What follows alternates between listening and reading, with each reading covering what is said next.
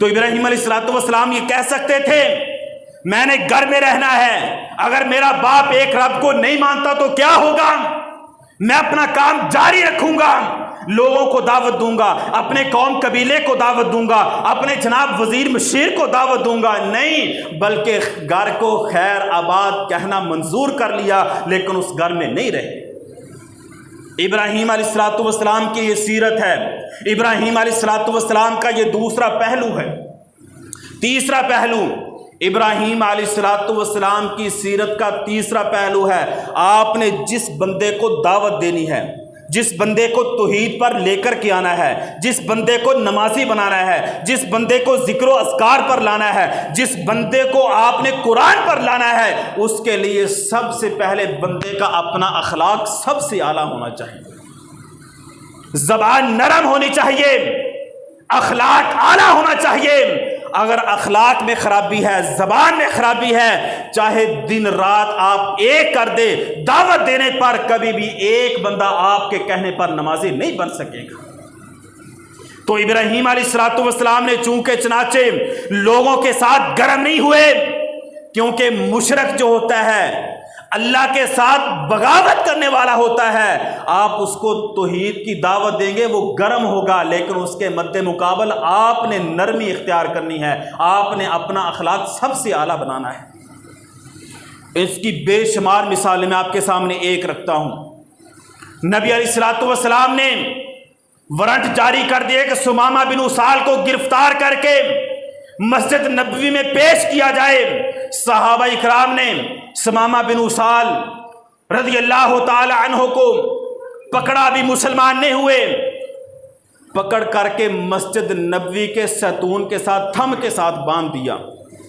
3 دن تک وہ قیدی مسجد نبوی کے تھم کے ساتھ بندھے رہے، کسی ایک صحابی نے اس کو دعوت نہیں دی، کسی ایک صحابی نے کوئی غلط بات نہیں کی، کسی ایک صحابی نے غلط نظروں کے ساتھ نہیں دیکھا کہ یہ مشرک ہے، یہ کافر ہے، ہماری پاک مسجد میں بندھا ہوا ہے۔ صحابہ نے کبھی تانو تشنیع نہیں کی، لگ پتا جائے گا آپ میرے محبوب پیغمبر کے دشمن تھے، آپ ہماری قید میں آ چکے ہیں، آپ کو لگ پتا جائے گا، نہیں کسی ایک صحابی نے ملامت نہیں کی۔ 3 دن تک میرے محبوب پیغمبر کے گھر سے کھانا بھی آیا اور دودھ بھی آیا۔ اللہ کے نبی آتے، سمامہ کیا حال ہے، کیا کرتے ہو؟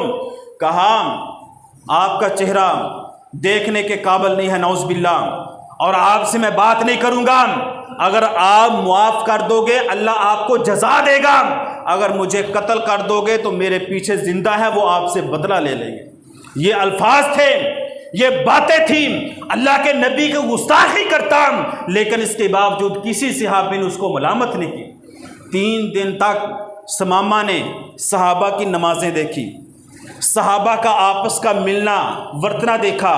سمامہ نے 3 دن تک صحابہ اکرام کی نمازوں کو چیک کیا، جس طرح پاؤں کے ساتھ پاؤں ملا کے کھڑے ہوتے تھے، ان کی اونچی آمین کو دیکھا، صحابہ اکرام کا چال چلن دیکھا، ان کا کردار دیکھا، ان کا اخلاق دیکھا، اور نبی علیہ السلام کا اخلاق دیکھا۔ تیسرا دن ہوا، کہا میرے صحابہ سمامہ کی رسیاں کھول دو، اس کو آزاد کر دو۔ ابھی مسجد نبوی سے تھوڑا دور ہی گئے تھے تو واپس پلٹ آئے، کہا اللہ کے نبی ہمیں کلمہ پڑھا کے مسلمان کر دو۔ کیا ایک دن بھی کہا کہ کلمہ پڑھو مسلمان ہو جاؤ، نماز پڑھو، روزہ رکھو، ہمارے پاس نمازیں ادا کرو؟ ایک دن بھی اللہ کے نبی نے توحید کی دعوت نہیں دی، اسلام کی دعوت نہیں دی، صحابہ نے ملامت نہیں کیا، صحابہ نے کبھی بھی تانا نہیں دیا، اپنا اخلاق پیش کیا، اپنا رویہ پیش کیا، اپنی زبان کو پیش کیا۔ سمامہ مجبور ہو کے مسلمان ہو گئے۔ تو آج کیا ہماری زبان دعوت کے لیے وہ نرم ہے؟ ہمارا رویہ، ہمارا اخلاق، کیا ہمارا کردار اس معیار پر ہے کہ ہماری نمازیں دیکھ کے، ہمارا چال چلن دیکھ کے، ہمارا جناب کردار دیکھ کے، ہمارا لین دین دیکھ کے، ہماری خوشی غمی دیکھ کے، کیا کوئی کافر، کوئی مشرک ہمیں دیکھ کے کلمہ پڑھنے پر مجبور ہو سکتا ہے؟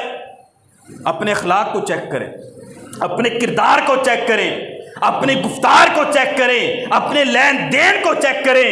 اگر یہ 100% ٹھیک ہے تو آج بھی مسلمان ہو سکتے ہیں، آج بھی ہماری توحید کو مان سکتے ہیں۔ میرے محترم عزیز بھائیو، ہمارا اتنا سخت لہجہ ہے، ہمارا اخلاق اتنا گرا ہوا ہے، کوئی نماز پڑھنے کے لیے ہمارے ساتھ نہیں آ سکتا۔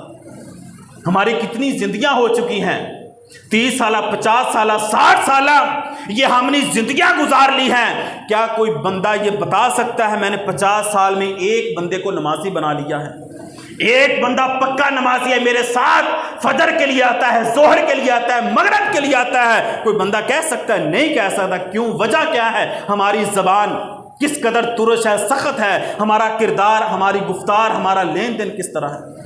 ابراہیم علیہ السلام نے ہمیں یہ سکھایا ہے، توحید کا آغاز اپنے گھر سے کرنا ہے، توحید کا کام نرم لہجے کے ساتھ کرنا ہے، توحید کا کام نرم گفتار کے ساتھ کرنا ہے، تب دنیا میں انقلاب آئے گا۔ اور ابراہیم علیہ السلام کی زندگی سے بہت زیادہ پہلو ہے۔ چوتھا پہلو یہ ہے، ابراہیم علیہ السلام نے ہمیں یہ درس دیا، سبق دیا ہے، اللہ کے لیے جو چیز بھی قربان کرنی پڑے تو بے دریغ قربان کرنی ہے۔ دنیا میں بندے کا سب سے عزیز مال اس کے بیٹے ہوتے، اس کی بیٹیاں، اس کی اولاد ہوتی ہیں۔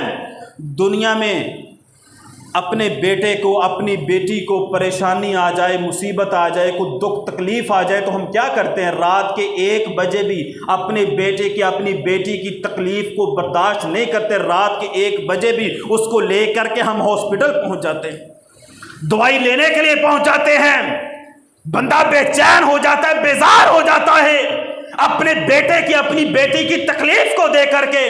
لیکن دنیا میں سب سے عزیز اس کا مال، اس کی اولاد ہوتی ہے۔ لیکن ابراہیم علیہ السلام نے اپنے بیٹے کے گلے پہ چھری چلا کے یہ ثابت کر دیا ہے، آپ کو اپنی عزیز ترین چیز بھی اللہ کے راستے میں قربان کرنی پڑے تو بے دریغ قربان کر دینی ہے، کیونکہ یہ بہت بڑی آزمائش، اگلے جو میں آپ کے سامنے رکھوں گا تفصیلی، بہت بڑی آزمائش، 90-95 سال کی عمر، اللہ کے سامنے التجا، رب ہب لی من الصالحین، رب ہب لی من الصالحین، اللہ نیک صالح بیٹا عطا فرما۔ اللہ نے عطا کر دیا تو پھر حکم ہوا کہ اپنے لخت جگر اپنے بیٹے پہ کی گلے سے چھری پھیر دے۔ کتنی بڑی قربانی ہے، پہلے جنگل بیابان میں چھوڑ آؤ، سارا اپنی بیگم کو، ابراہیم اسماعیل علیہ السلام کو بیابان جنگل میں چھوڑ دیا، سب سے بڑی آزمائش۔ اور اس آزمائش میں پورا اترنے کے بعد اللہ نے حکم دے دیا، کہا بیٹا میں نے خواب میں دیکھا میں آپ کے گلے سے چھری پھیر رہا ہوں۔ تو بیٹا اسماعیل علیہ السلام نے کوئی چونکے چنانچہ، کوئی اگرچہ مگرچہ، کوئی ایسی لگی لپٹی بات نہیں کی، کہا ابا جان جو حکم ہوا ہے آپ کر گزریے۔ یہ کس کا نتیجہ تھا؟ باپ نے، ابراہیم علیہ السلام نے اپنے باپ کے ساتھ محبت کی، نرم لہجے کے ساتھ بات کی، نظریں اٹھا کر کے بات نہیں کی، آپ کے باپ پر ایک ایک بات پر لبیک کہتے رہے، جیسی کرنی ویسی کرنی برنی۔ ابراہیم نے اپنے باپ کی پیروی اطاعت کا حق ادا کر دیا۔ اب یہ نتیجہ کیا ملا؟